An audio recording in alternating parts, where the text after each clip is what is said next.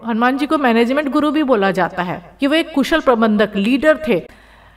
Management गुरुओं के मुताबिक संपूर्ण रामचरितमानस में ऐसे कई उदाहरण हैं जिससे साबित होता है कि महाबली हनुमान में मैनेजमेंट की जबरदस्त क्षमता थी।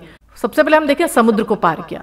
श्री राम के परम भक्त हनुमान के मैनेजमेंट से भगवान ने रावण पर विजय प्राप्त की। हनुमान जी ने सेना से लेकर समुद्र को पार करने तक जो कार्य कुशलता व बुद्धि के साथ किया वो उनके विशिष्ट मैनेजमेंट को दर्शाता है। बिल्कुल ये सब बोलते हैं ना, प्लानिंग से ही होता है हर चीज। और लीडर कौन थे? हनुमान जी थे। तो यहाँ बता रहे जो इतना भगवान ने रावण पर विजय प्राप्त की तो ये हनुमान जी के बिना नहीं हो सकती थी और उनके विशिष्ट मैनेजमेंट के बिना। भगवान राम से परिचय के बाद से हनुमान जी को भी जो भी कार्य सौंपा गया वो उन्होंने पूर्ण कुशलता के साथ संपन्न किया। इस तरह हनुमान जी को प्रबंधन के क्षेत्र में कुशल स्तंभ माना जा सकता है कि अगर हम देखें जिसको बोलते हैं ना कि जिस तरह से उनकी लीडरशिप थी तो हम देखें कि जो भी कार्य उनको सौंपा गया भगवान राम से जुड़ने के बाद उन्होंने इतनी कुशलता के साथ संपन्न किया कि हर कार्य में उनको सफलता जो है मिलती चली गई। तो यदि हम सही तरह के लीडर हैं और हनुमान जी से सीखें और रामायण को सही ढंग से पढ़ें, हनुमान जी के चरित्र का हम सीखें तो हम बहुत अच्छे लीडर बन सकते हैं। और निश्चित रूप से गुरु के कार्य के लिए, युग परिवर्तन के लिए लीडरशिप क्वालिटी की बहुत ज़्यादा जरूरत है। सही प्लानिंग उन्होंने की। श्री हनुमान जी ऊर्जा प्रदान करने वाले शक्ति और समर्पण के पुंज हैं। आज के युवा मैनेजरों को अंजनी पुत्र हनुमान जी से कई प्रकार की प्रेरणा मिलती है। बुद्धि के साथ सही प्लानिंग करने की उनमें गजब की क्षमता थी। तो देखिए इंटेलिजेंट होना एक अलग बात है और सही प्लानिंग करने का अलग बात है। कई लोग पढ़ के बहुत अच्छे अच्छे नंबर ले आते हैं लेकिन जब कुछ प्लानिंग की बात होती है, स्मार्टनेस की बात होती है तो वो नहीं कर पाते। तो हनुमान जी में दोनों चीज थी, बुद्धि तो थी ही पर प्लानिंग करने की उनमें गजब की क्षमता थी। तो ये भी हम सीख सकते हैं। वैल्यूज और कमिटमेंट। हनुमान जी का प्रबंधन क्षेत्र बड़े ही विस्तृत, विलक्षण और योजना के प्रमुख योजनाकार के रूप में जाना जाता है। हनुमान जी के आदर्श बताते हैं कि डेडिकेशन, कमिटमेंट और डिवोशन से हर बाधा पार की जा सकती है। लाइफ में इन वैल्यूज का महत्व कभी कम नहीं होता, पहले भी था, आज भी है और आगे भी रहेगा। फिर हम देखें तो हनुमान जी बहुत दूरदर्शी थे। गुरुदेव बोलते हैं ना, तात्कालिक हम लोग लाभ पे टूट पड़ते हैं पर दूरदर्शिता पे ध्यान नहीं देते। ये हनुमान जी से सीखना चाहिए। हनुमान जी ने सहज और सरल वार्तालाप के अपने गुण से कपिराज सुग्रीव से श्री राम की मैत्री करवाई। उनकी दूरदर्शिता का ही परिणाम था कि सुग्रीव राम जी के सहयोगी बने।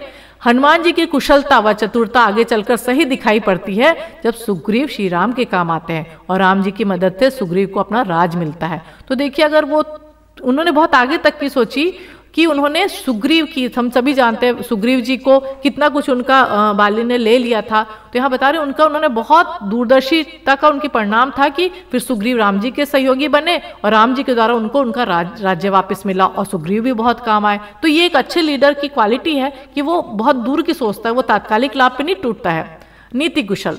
राजकोष व पराई नीति प्राप्त कर सुग्रीव मैत्री धर्म भुला देते हैं तो हनुमान जी उससे चारों विधियों साम दाम दंड भेद नीति का प्रयोग कर श्री राम के कार्यों की याद दिलाते हैं। यहाँ उनकी स्मरण शक्ति, सजगता, सतर्कता तथा लक्ष्य की दिशा में तत्परता श्री राम को प्रभावित करती है। हनुमान जी मैनेजमेंट की यह सीख देते हैं कि अगर लक्ष्य महान है तो उसे पाना सभी के हित में है तो हर प्रकार की नीति अपनाई जा सकती है। और यह भी कि कोई अपने कर्तव्यों और एहसानों को भूल रहा है तो उसे सही राह पर लाने के लिए हर तरह की नीति लागू की जा सकती है।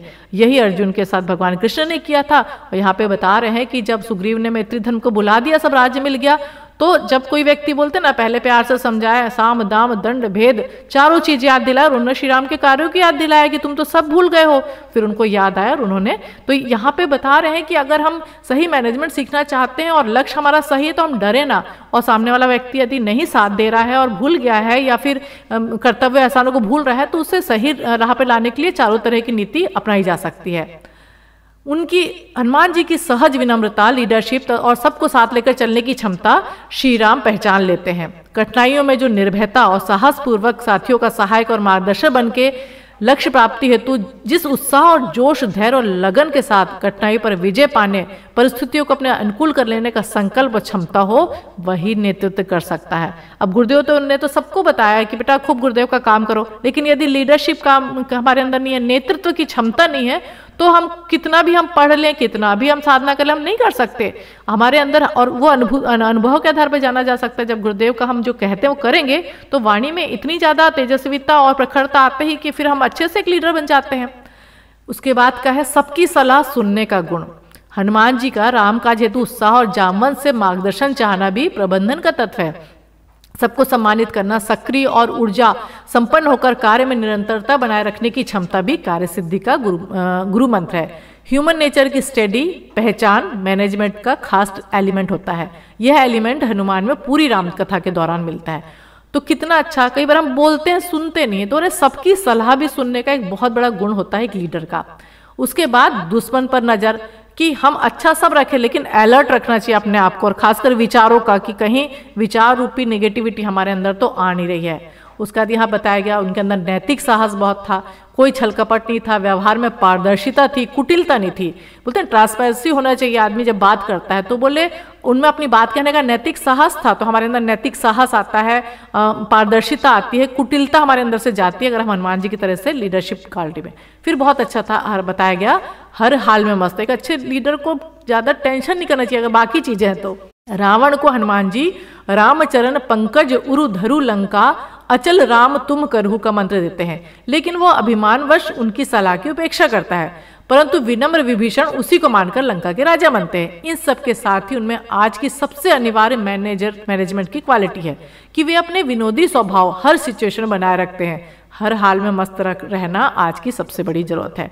बहुत अच्छे से बताया गया, छोटी छोटी बातों का टेंशन लेते हैं, ठीक है, जो हो रहा है लेट इट गो करना चाहिए। गुरुदेव माता जी का साथ है, किस बात की चिंता, जो हो रहा है अच्छा है, जो आगे होगा वो भी अच्छा। हनुमान जी से ये सीखना चाहिए, कितनी सारी मुसीबतें हैं लेकिन वो हर हाल में मस्त रहते थे। हनुमान जी की चतुराई हमारे लिए प्रेरणादायक है, इसलिए उन्हें कहा गया है विद्यावान गुणी अति चातुर।